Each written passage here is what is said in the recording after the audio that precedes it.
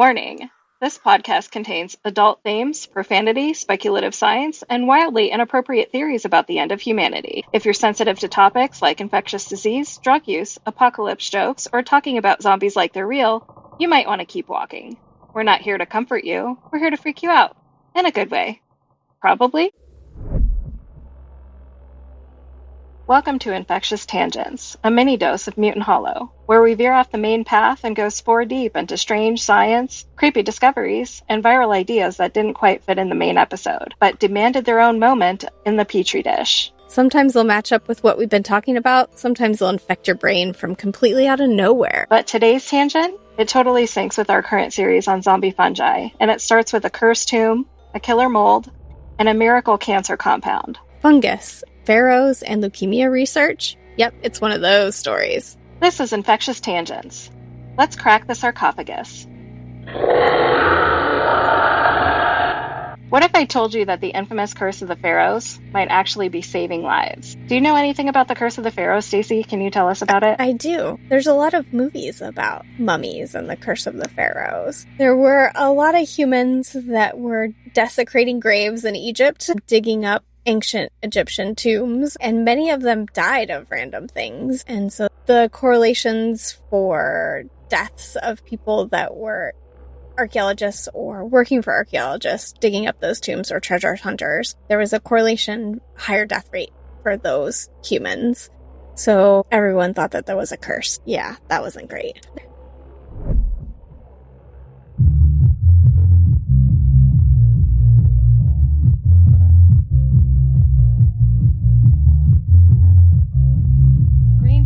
Lame. Stem cells? Boring. Want something with a little bit more curse in it? Introducing Pharaoh-Phresh, the ancient Egyptian wellness ritual your chiropractor won't tell you about. It's easy. Just grab your best friends, crack open a long-forgotten tomb, and let the afterlife party begin. Step 1. Unwrap the mummy. Don't worry, they're dead. Mostly. Place some sick embalming bead and pass around the linen strips like it's 1325 BC. Nothing says squad goals like desecrating a sacred burial site together. Step 2. Grind that ancient corpse into fine cursed powder. Use a ceremonial NutriBullet or screaming mortar and pestle of Hathor. Step 3. Mix with water blessed under a moon. Or just use almond milk. We're not animals. Step 4. Drink. Feel the plague-era parasites reawaken your bloodstream and unlock forgotten hieroglyphs. Like the ones inside your soul. Side effects may include glowing eyes, spontaneous sandstorms, mild possession, speaking fluent Sumerian, and a deep, eternal longing for the Nile. Pharaoh-Phresh, because real wellness should be cursed. Do not consume Pharaoh-Phresh if you're allergic to embalming fluid, ancient fungi, or vengeance from beyond the grave. Not approved by the FDA, the Book of the Dead, or your conscience. Pharaoh-Phresh, get wrapped, stay unwell. Okay, so in the late 1800s to the early 1900s, there was a fascination with ancient Egyptian culture after many tombs and temples and archaeological finds were discovered. And with the way that the English Empire and colonization went, many English noblemen and wealthy English families would holiday in Egypt and would fund digs. They would go in, they would clean out the tombs, and then they would bring a lot of those items back to England to have like parties. They used to have mummy unwrapping parties, which is just so gross. What? Yeah, talk about disrespecting the dead. We're gonna steal you from your resting place. We're gonna ship you across an ocean, and then we're gonna have a whole bunch of rich-ass motherfuckers have a party and then unwrap your dead body so that they could ooh and ah at it. And then actually they would use pieces of those humans for medicine or for folk medicine. They would sell them as aphrodisiacs. They would sell the mummy wrappings for entertainment items. It's really super fucked up. Oh, that's wild. I heard they used to drink the water out of the coffin or the liquids out of the coffin. I mean, I would be shocked if somebody actually did that. You could be right. I don't know for sure. But they used to powder mummies and mix them into elixirs and take those so they could get babies or big hard-ons. That's freaking wild, dude. So what's crazy is, for a second, I was really appalled and offended because this is a finite resource of archaeology and education and science and history. You know, a few people have a few parties and all of a sudden we don't have any more archaeological history in Egypt anymore. But if you invited me to a mummy unwrapping party or a laboratory where they were even doing it, I would 100% be on board. So I don't want to judge those people too harshly, but that's pretty terrible and horrific. I mean, I would probably go too, because I have no respect for humanity or anything that we find important. But also, from a humanist philosophical standpoint, it's not a cool thing to do. It's not okay. It's not okay. Yeah, and then nobody else gets to enjoy those mummies after that. So that's kind of a bummer. Right, if you've eaten them all. Ew. What is wrong with people? I don't know. So much. So here, tell me about my favorite part about how these tomb raiders went into these tombs and mysteriously died.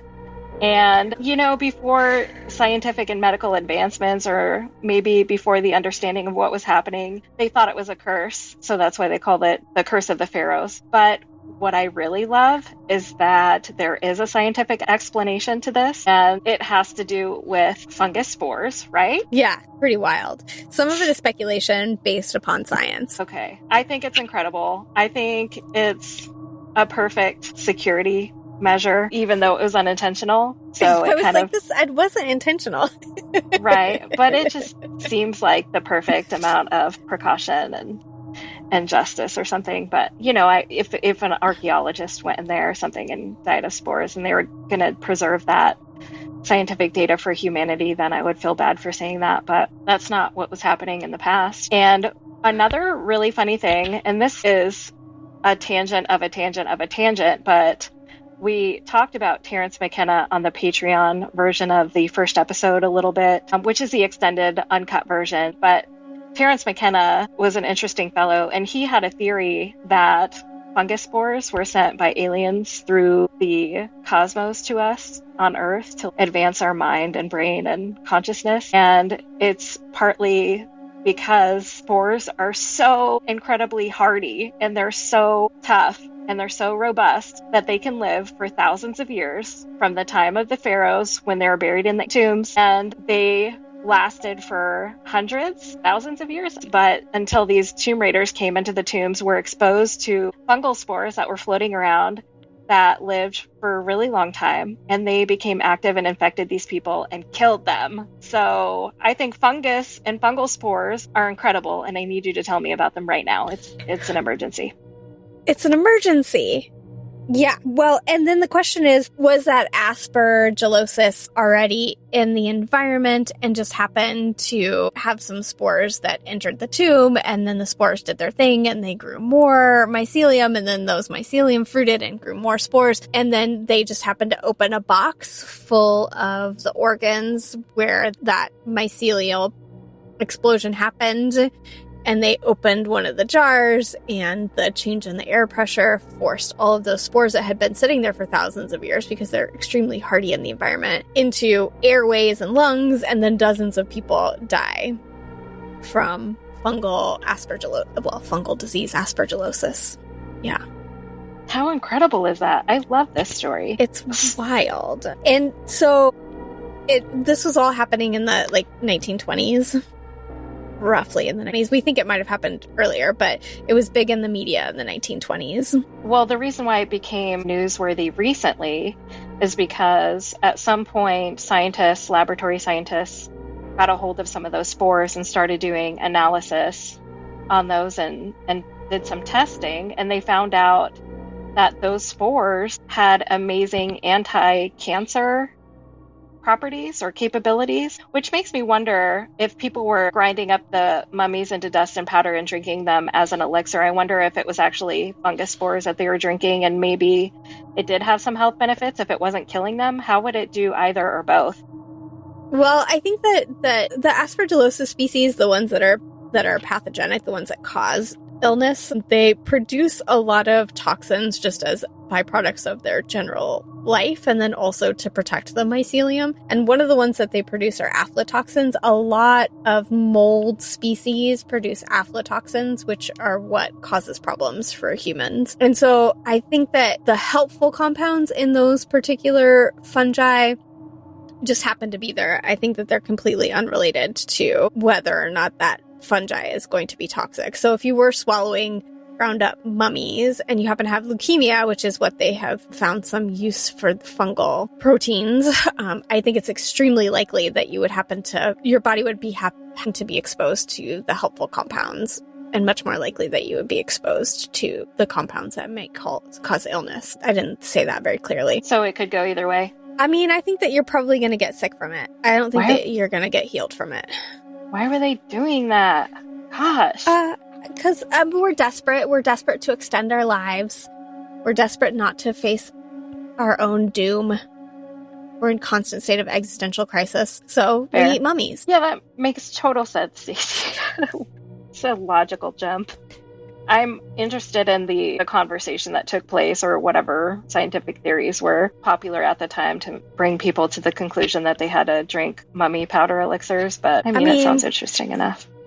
I don't know, right? If like half your family members have died of the Spanish flu in the past 5 years and then you start to get a cough, it's got to be kind of scary, right? Yeah, 1918 Spanish flu. 1817, 1918, yeah. And this is all we were noticing the humans dying from this post-1922, but the big mummy craze in England was in that roughly around that same time. Wow. I think it's just absolutely wild, and it boggles my mind that those spores hung out for thousands of years and killed people whenever tomb raiders came in and were exposed, and then scientists find out 100 years later that they had anti-cancer properties that they can use. That. It's wild. So let me tell you a story. Okay. Just to paint a picture. Let's travel back to 1922. Howard Carter cracked open the tomb of Tutankhamun. There were gold relics, and shortly after, death. Lord Carnarvon. I'm so sorry. I know, right? So funny. Then Lord Carnarvon, who funded the expedition, died mysteriously.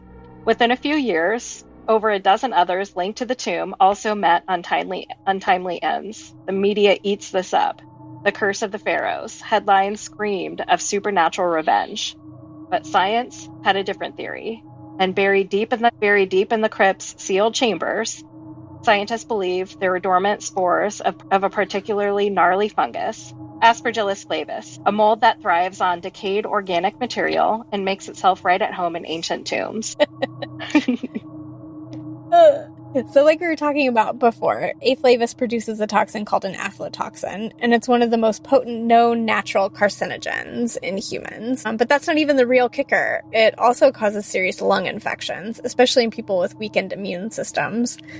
So, imagine, we're cracking open the 3,000-year-old tomb, inhaling a lung full of what we think is dust, but is actually ancient spores, and then suddenly getting a fatal respiratory illness. It's not a curse, it's just microbiology. And it's also kind of, I'm sure it seems confusing that aflatoxin contains natural carcinogens, and scientists found that components of the spores that they found in the tombs had anti-cancer properties, but they were isolated out. So how would that work? They would isolate out different proteins or components. They would take out the aflatoxin that's damaging, and what's left over could possibly be a cancer treatment, right? Or cancer therapy. Exactly. There's so many things in the world that produce poisons, but also could be helpful if put together in the right way. So, like if we're thinking about plant medicines and herbal medicines, things like digitalis from foxglove. If you just eat foxglove flowers, you're going to die from a cardiac arrhythmia. But if it's distilled out in the correct way and properly put together, you're going to get an anti-arrhythmia drug, right? So something that will treat an abnormal heart rhythm. So that's kind of similar. You may in the same plant find something that could wipe out the planet, but also something that could cure cancer. That's pretty fantastic. I think there are a lot of compounds like that. And also sometimes the dosage makes all the difference, where in very small doses, some things are therapeutic, but it can easily become poisonous at higher doses. I think that Amanita muscaria, I don't know if I'm pronouncing that right, but it's that red cap mushroom that you see typically in fairy gardens and gnome statues, but apparently in lower doses it could be calming and relaxing, but it could be poisonous pretty quickly if you overdose. Yeah, or that glass of wine that I have after a hard shift that's really super nice to relax me, but if I have more than one, then I feel like shit for days. Plus you're only like 4 feet tall, so I'm sorry, I'm 5. 5 feet tall. 5 feet. I'm so sorry. Don't hit me. Those 12 inches are important. It's an important 12 inches. Don't say that, Stacey. This is a family show. Not this part. Wait, okay. When is this a family show? I don't know. We're in trouble. Before the mummy eating part, I think. It was pretty legit. It was okay. We'll have a whole conversation about cannibalism. Don't you worry. Oh, I can't wait. I am so excited for that. That is coming up soon, too. I'm super excited. Okay, so it didn't stop with King Tut in 1973. A team in Poland opened the tomb of King Casimir IV, and within weeks, 10 to 12 of the researchers were dead. And guess what was found coating the inside of that tomb? Yep, A. Flavius. Dun, dun, dun. But here's where the plot thickens. Like a well-fed fungal colony. Oh god, it's so good. Like a well-fed fungal colony. Scientists at the University of Pennsylvania started digging, this time not in the tombs, but into genomes. They analyzed strains of A. flavus and uncovered something unbelievable. 4 completely new anti-cancer compounds, and they called them aspergillomycin. So 2 of them showed immediate anti-leukemia activity, like right out of the gate. Just natural form of the compound. Then they added a lipid, which is a fatty acid, actually inspired by royal jelly, which is produced by bees. We can have a whole conversation about that later, too. And suddenly that one compound became as powerful as FDA-approved leukemia drugs. That's incredible. In the lab. In the lab. We're talking in vitro, not in vivo. So this fungus, once feared as the agent of the undead, might actually be saving the living. Mechanistically, the aspergillomycins mess with the microtubule formation, which is the scaffolding that helps the cells divide. If you can stop a cancer cell from making its scaffolding, then they basically self-destruct. There's one human transporter gene, C46A3, which seems to be the gateway for getting these drugs inside the cancer cells. So it's like the fungus figured out the molecular key before we even knew that there was a lock. Evolution's been running them experiments. I love this. We talked last episode about how mycelium have their own consciousness somehow and situational or environmental awareness. So this kind of stuff always blows my mind. Yeah, it's fascinating. So the next time you hear about the curse of the pharaohs, maybe it was real, just not in the way that we thought. Not mystical vengeance, or maybe it was. Just ancient biology waiting patiently in the dark for a chance to bloom. A curse that can become a cure. From tombs to test tubes, turns out fungi are full of surprises. You've been listening to Mutant Hollow, where the undead meet the understudied. Stay curious, stay weird, and for the love of Tutankhamun, maybe wear a respirator in your next tomb adventure. Sound advice, Amber. Sound advice. I think it is actually pretty good advice. Yeah. Like, come on, wear a mask, bitches. A. flavus is a common soil mold with yellow spores. I don't even like the words yellow spores together. That just sounds gross. You know, half the time you have to look at spore prints to even identify a mushroom. Oh. Yeah, like that's a thing. Yeah, if you have little brown mushrooms and you've got to figure out which little brown mushroom you have, you get a spore print. They're actually quite pretty. Maybe we could add some pictures of spore prints. Oh, that's a good idea. Okay, things went a little off the rails here, but we're not cutting it. If you want the full chaos, rants, and ramblings, head over to patreon.com/mutanthollow for the extended cut. More tangents, more cackling, less editing. You've been warned. Prepare for a tangent. Tangent incoming. Stacey, I found something really cool that's related to mummy dust. I am excited. I've been waiting all weekend to hear about this. Tell me now. So after we were talking about parties where they grind up mummy dust or mummy, so I found out that mummy dust also had a very important use in history for a certain period of time because they were grinding it up and making paint pigments with it called mummy brown. Have you ever heard of that?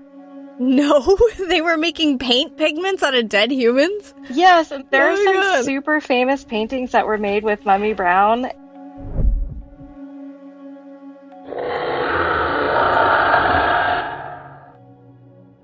We're about to go on a slightly spooky detour. Did you know that French and other European painters once used real mummy dust as paint? They called it mummy brown. It's a dark footnote in art history that somehow fits perfectly in with our Pharaoh's Curse mini-episode. So why mummy brown? During the 16th through 19th centuries, European apothecaries and pigment makers ground up actual mummies, including humans and even cats, to produce a rich brown pigment.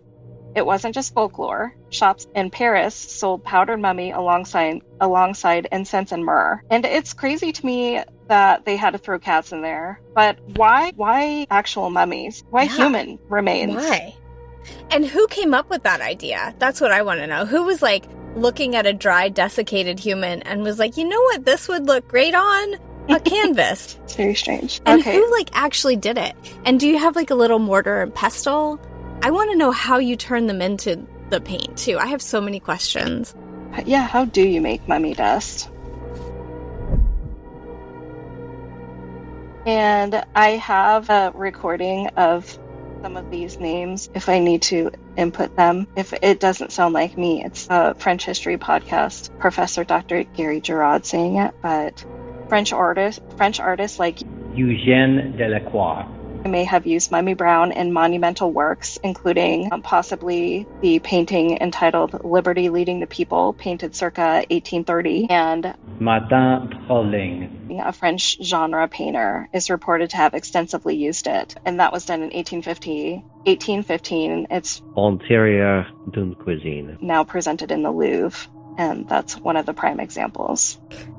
I was going to say, based upon the etymology of the name of that 1815 painting, I think it has something to do with food. I don't know, I don't speak French, but that's kind of gross. Oh, God. I think we should look at that painting and see if it is food or a restaurant. I think it is. Let me look. Is it really? Quick. Hell yeah. It's a kitchen, isn't it? It's a kitchen? Yeah. Here, let's ask Mother Google. Oh, great, Mother Google. Drop those wisdom bombs on us. Yes, the inside of a kitchen, the interior of a kitchen. You are correct. Hell yeah. Hell yeah. It was prized for properties as a transparent, warm brown, perfect for glazing, shadows, flesh tones, described to have a slightly glossy, almost cannibalistic sheen.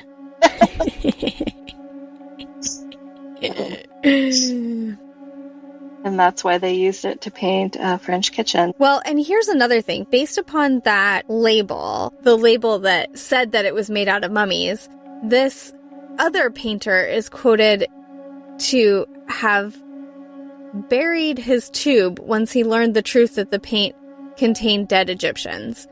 But if it's labeled made from mummies, wouldn't you assume that it's made from dead Egyptians? Right. So pre-Raphaelite painters in England loved it. One legend says Edward Burne-Jones learned the truth and then literally buried his tube once he realized it contained dead Egyptians. So maybe some people didn't know. Maybe they thought it was a cute little name on the tube that said Egyptian mummy brown. And then when they found out that it was real, they thought they'd bury the dead properly because they were ashamed of what they did because they're sick and weird, twisted humans. Shame. Shame. Shame. Ooh, why did it fade into history, Stacey? The supply dried up. Like, that's hilarious. That's hilarious on so many levels. Ba-doom-psh. Oh, God. There were also some reputational and technical problems, with critics saying the pigment faded too easily, it cracked, and it varied in quality because maybe you got a skinny cat instead of a fat cat mummy. The fat cat has better pigment than the skinny cat mummy. Fat cats. Fat cats are better for painting with? Oh, no. Good mummies were rare and costly by the 19th century. Centuries of use depleted the mummy trade. How did they do that for centuries? How did they so they used to have so many mummies, and now we just have the 3 that's in a museum somewhere. Crazy. It's really sad. Maybe the pigment paint faded quickly and easily and varied in quality because it haunted people and they deserved it. Yeah. I think it's really interesting that with the modern alternatives, they're still calling it mummy brown, but there's no human remains, so they say. Do they still call it mummy brown? They still call it mummy brown. Oh my gosh.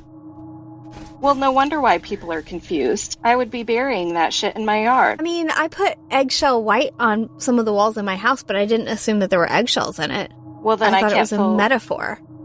I can't feel bad for that guy, the pre-Raphaelite painter, Edward Burne-Jones. I can't blame him for being shocked and disgusted and burying his paint tube in his backyard when he realized it was actually contained actual dead Egyptians. Yeah, but on the label it says made from mummies. Like they weren't trying to hide that shit. That's true. Now mummy brown is made with quartz, hematite, kaolin. No human remains involved. I think it's funny that one of the alter ego names for mummy brown is Caput Mortium. Nice. Where are you seeing this? Oh.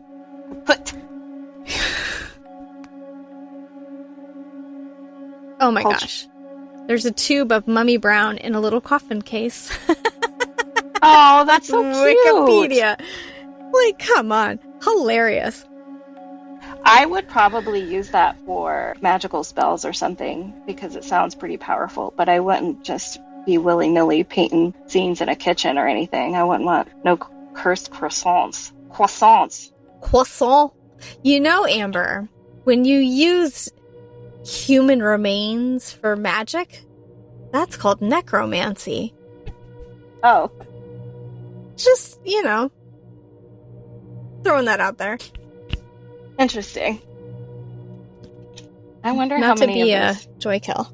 I wonder how many of those paintings ended up being some weird necromancy, unintentional spell that turned people's lives upside down and they were cursed or their family lineage ended or whatever reason. They had no idea that was because of the mummy brown paint.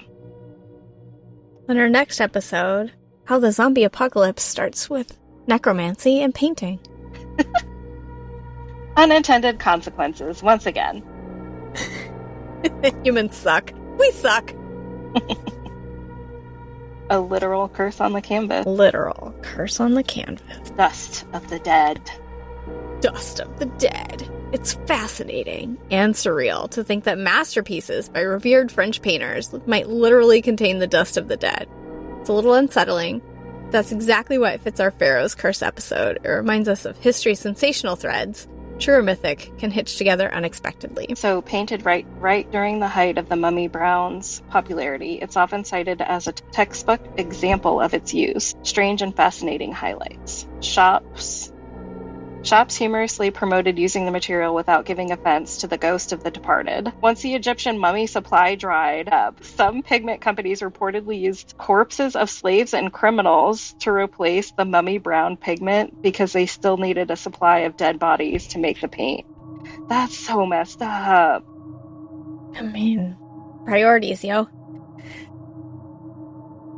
DNA analysis is inconclusive because the samples degraded and embalming materials confound the detection. Pretty fascinating. So that was our weird art history side tangent. Thank you, Amber. It was very entertaining. I think it's a gem, for sure. Mummy Brown is a perfect tiny mirror to the Pharaoh's Curse myth, grounded in real practice, creepy in origin, and tied to colonial extraction, and ultimately a ghostly footnote in the great art history. That's really cool. Thanks. Thanks for that. Fascinating.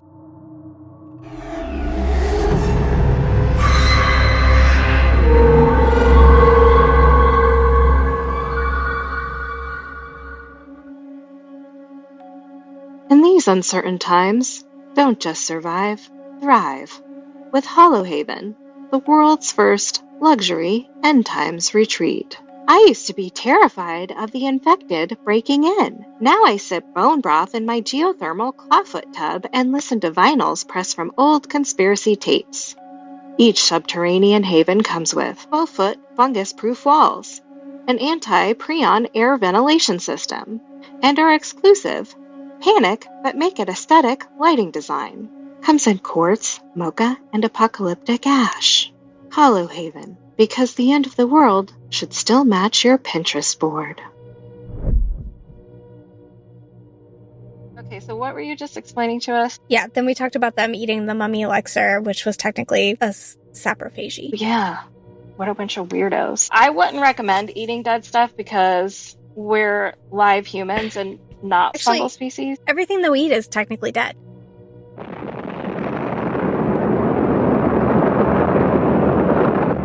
Holy shit.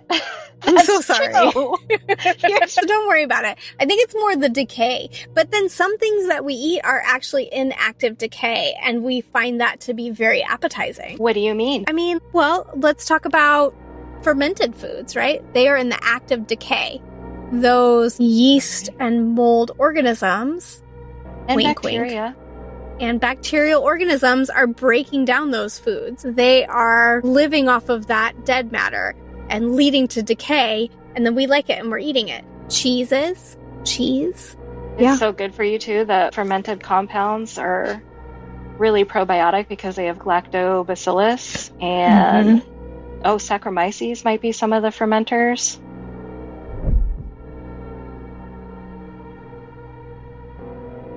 That's freaking wild. I had no idea. You just blew my mind. Isn't that crazy? I'm super excited about it too because you could look at the painting and then you're like, oh, that's just made with mummy elixir, mummy juice, mummy goo. Mummy juice. Ooh, I wonder if the spores could possibly be in the paint. Oh my god, that would be crazy, right? Certainly it'd be preserved or something like that. So next time you hear about a mummy's curse, maybe don't roll your eye. Because what's lurking in that ancient tomb might not be a ghost. It could be a toxic fungal spore waiting to hitch a ride in your lung. Or a mold with a grudge and a medical breakthrough up its sleeve. That's the beauty of science. It explains the mystery and sometimes is the mystery. We'll be back with more tales from the microbial crypt soon. Until then, keep your respirators close. And maybe don't lick anything in a tomb. No promises. That's it for today's Infectious Tangent, Cursed Tombs edition. Thanks for spelunking into the spores with us. Stay weird, stay curious, and stay mutated. Haha. Good enough?